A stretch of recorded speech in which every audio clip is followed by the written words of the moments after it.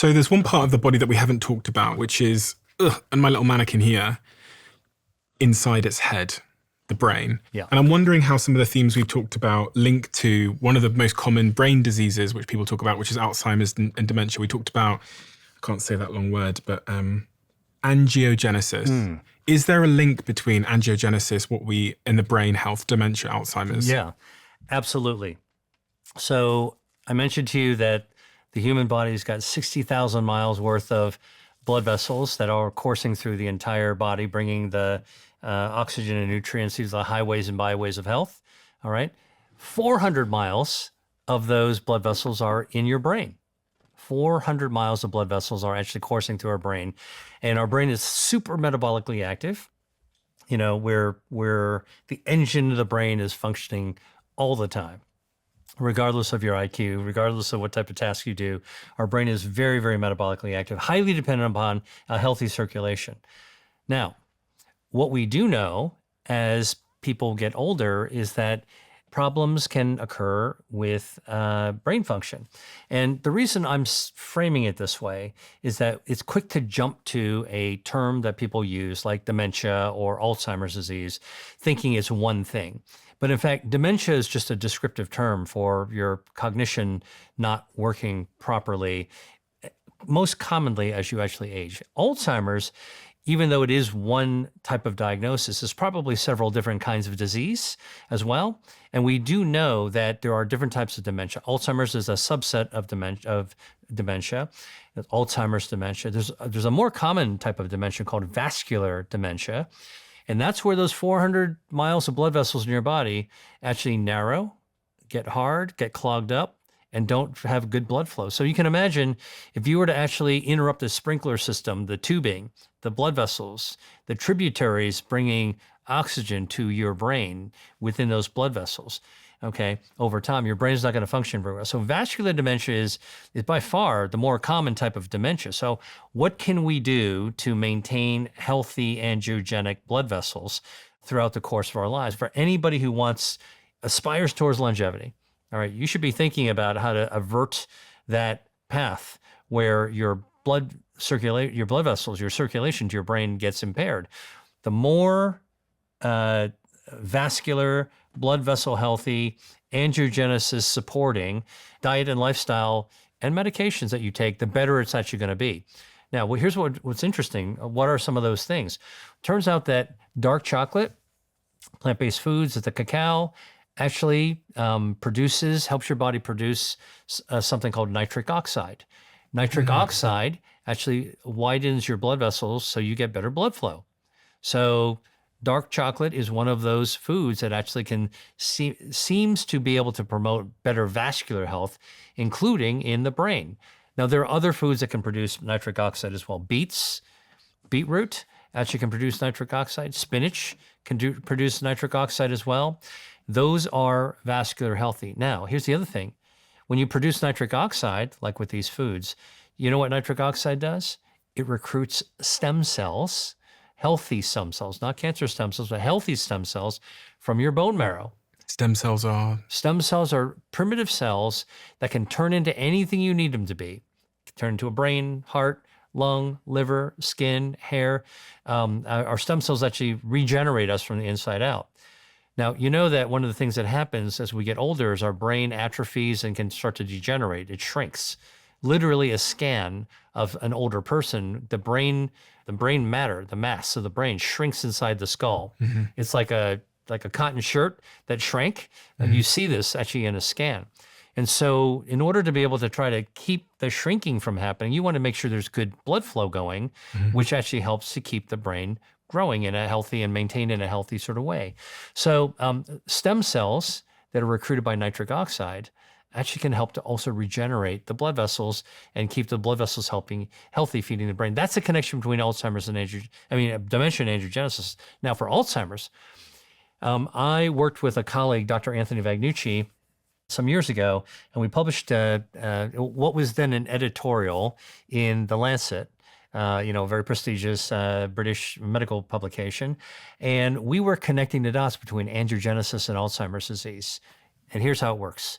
Most people assume that if you've got Alzheimer's disease or someone has Alzheimer's disease, they don't have very good blood flow. They're not going to have a lot of angiogenesis. They got problems, right, of their circulation, of course. And in fact, if you look at the blood flow studies, scans, brain scans looking for blood flow in Alzheimer's brains, indeed, you see poorer blood flow in people who have actually Alzheimer's disease. But it turns out the brains of people with Alzheimer's disease have more blood vessels that aren't working well. So they're abnormal angiogenic blood vessels are not working well. So you don't get good blood flow. So the scans don't show them. They're just not creating blood flow. Guess what those blood vessels are doing, those abnormal blood vessels? They have been discovered to secrete a neurotoxin that kills your brain cells. So abnormal angiogenesis in Alzheimer's disease grows blood vessels that don't create blood flow, but they secrete a toxin that kills brain cells. And they also secrete the precursor to build up the plaque. So we published this as a hypothesis in an editorial in The Lancet, and now there's a whole field looking at angiogenesis and Alzheimer's disease. It's crazy how this all stems back to this idea that food is medicine. Yeah. I mean, listen, before we had medicine as medicine, before we had pharmaceuticals in the 1930s, that's all we had.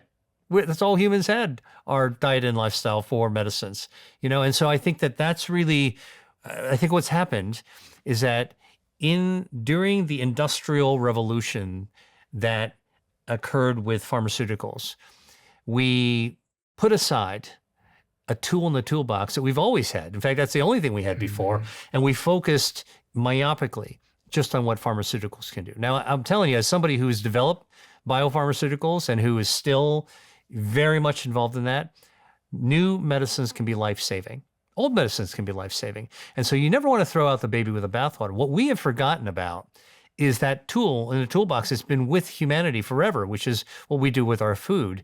And what I'm saying is that what we can do now with the work that I'm doing in food as medicine is we can take the modern science, that deep probe, that extraordinary level of sophistication that we use for drug development, and we can use it, apply it to understand why our foods help us, which foods help us, and what types of outcomes we're actually looking for.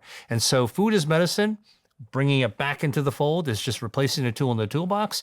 But now we are actually fortifying it with the knowledge provided by science of what we should choose and when and why.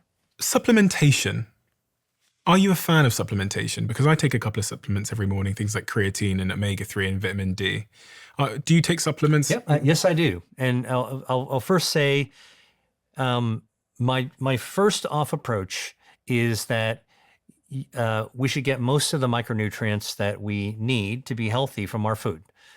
Use your food to our advantage, because single foods will have hundreds of different polyphenols and fiber and all kinds of other beneficial things. So, and vitamins and minerals. So our food is a much more efficient way to get all of our micronutrients. However, supplements can be helpful in the literal translation of the word supplement, which means topping off. So if you can't get everything that you need from your food, then feel free to top it off. And that's what I actually do as well. Vitamin D, I do it as well. Omega-3 fatty acids, another good top off to actually use for a supplement. And by the way, there are some probiotics that I feel that it's prudent to actually have in my body. So I'm not giving a general recommendation. I'm just telling you what I do, right? That's what we're talking about. Everything, it's personal. It's personal to them. But we talked earlier about the Akkermansia, right? So I do eat the foods that support Akkermansia, the pomegranate, et cetera, and the chili peppers. But I'm going to take the supplement because I've seen the data that shows how important it can be. Oh, and Akkermansia improves your metabolism, lowers the risk of metabolic syndrome. There might even be some clues that Akkermansia might also lower the risk of dementia development later on as well. So, hey, this is a pretty safe natural bacteria. I'll take that probiotic. And another probiotic I take is called Lactobacillus reuteri, L. reuteri. What does this do? Lowers inflammation, builds immunity. It actually this is the bacteria that text messages the brain. We talked about the brain.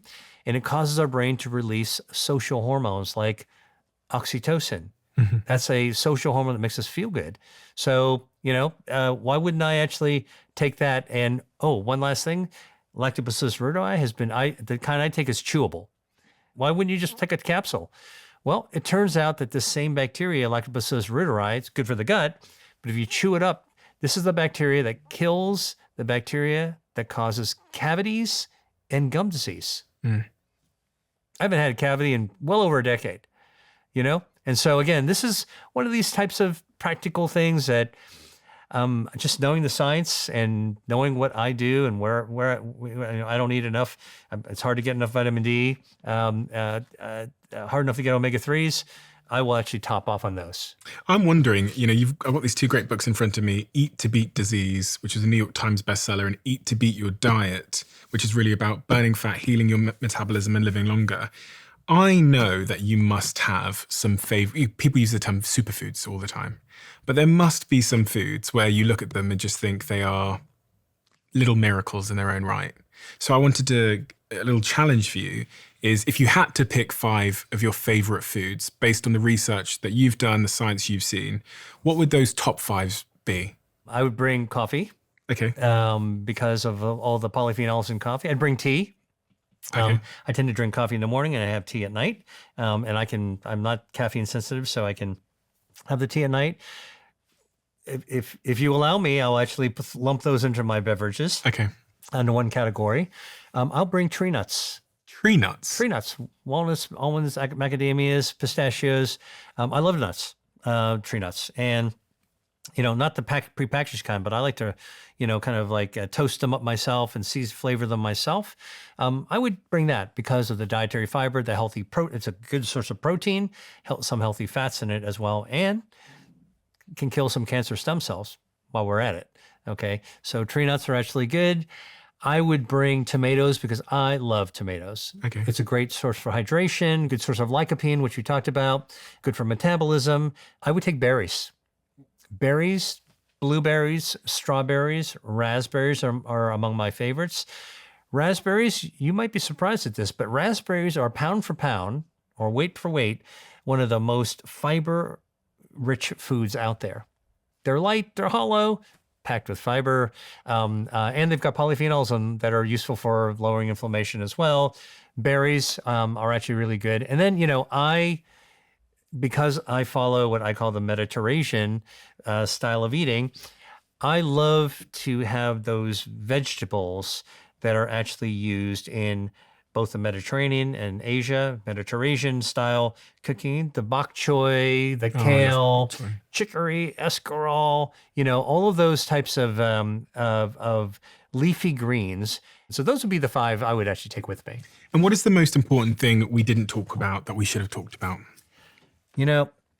I think that one of the most important things that I want people to walk away with is that there's more than 200 foods that I've studied and I've written about in my books, Eat to Beat Disease and Eat to Beat Your Diet, that, I've done all the heavy lifting to help you figure out what foods are healthy that you could consider adding to your diet. But if you notice, I didn't actually give you a formula or a set menu on what to do for health. Because the most important thing I want people to walk away with is that my humanistic approach to this is you should love your food to love your health. And if you could actually do both at the same time, you have to find out what are the foods that resonate with you. What do you prefer? What do you enjoy? So if you could look at 200 healthy foods, which is what I have in my books, and just take a highlighter or a pencil and circle them. Circle the ones you already love. Start and stick with those. You're already way ahead of the game. And that builds confidence that you're actually doing the right things. If you love the Diary of a CEO brand and you watch this channel, please do me a huge favor. Become part of the 15% of the viewers on this channel that have hit the subscribe button. It helps us tremendously, and the bigger the channel gets, the bigger the guests.